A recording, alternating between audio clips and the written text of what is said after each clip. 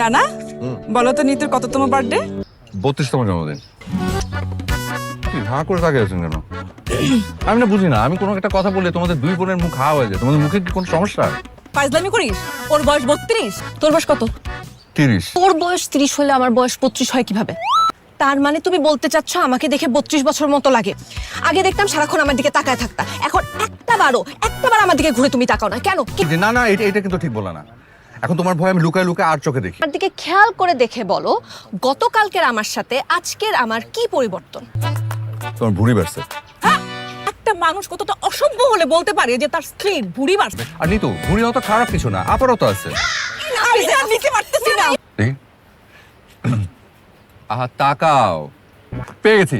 নিতু, তোমার বাম চোখটা একটু ডান দিকে চেপে গেছে। দেখো তুমি তাড়া হয়ে গেছো। হ্যাঁ এই শালা কই কি? Nitu, this is too much. তুমি রাগ করে তুই তো করে করছো, সেটা ঠিক আছে, তুমি পাবলিক প্লেসে গালিগালাজ করছো কেন? খবরদার ভাষণ দিবি না। বলছি এত বড় চুলটা কেটে বয়কাট করে ফেলেছে, এটাই চোখে বলো না তো? ও মাই গড, না তোমাকে তো সুন্দর লাগছে। আমার ফ্রেন্ড আছে জব্বারের মতো, এক কার মতো? ওই যে গাঁজাখোর, নেশা করে যে। আমাকে তোর বন্ধুর ওই নেশাখোর জব্বারের মতো লাগতেছে। আমি জব্বার? তো আশ্চর্য, জব্বার নেশাখোর হলে কি হবে? দেখতে তো কিউট তো বলে। তোর সংসার তুই রাখ, এই লোকের সাথে আমি আর কোনো সংসার করবো না, এই পাগলের সাথে আমি সংসার করবো না। লাত্তি মারি তোর সংসার।